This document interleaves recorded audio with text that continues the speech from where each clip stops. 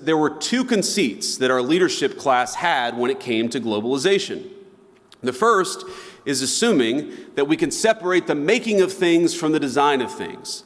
The idea of globalization was that rich countries would move further up the value chain while the poor countries made the simpler things.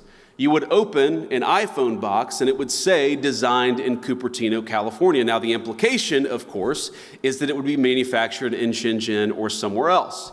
And yeah, some people might lose their jobs in manufacturing, but they could learn to design, or to use a very popular phrase, learn to code. But I think we got it wrong. It turns out that the geographies that do the manufacturing get awfully good at the designing of things. There are network effects, as you all well understand. The firms that design products work with firms that manufacture. They share intellectual property, they share best practices, and they even sometimes share critical employees.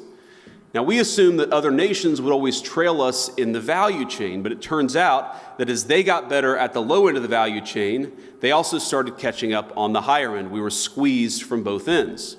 Now, that was the first conceit of globalization. I think the second is that cheap labor is fundamentally a crutch, and it's a crutch that inhibits innovation. I might even say that it's a drug that too many American firms got addicted to. Now, if you can make a product more cheaply, it's far too easy to do that rather than to innovate.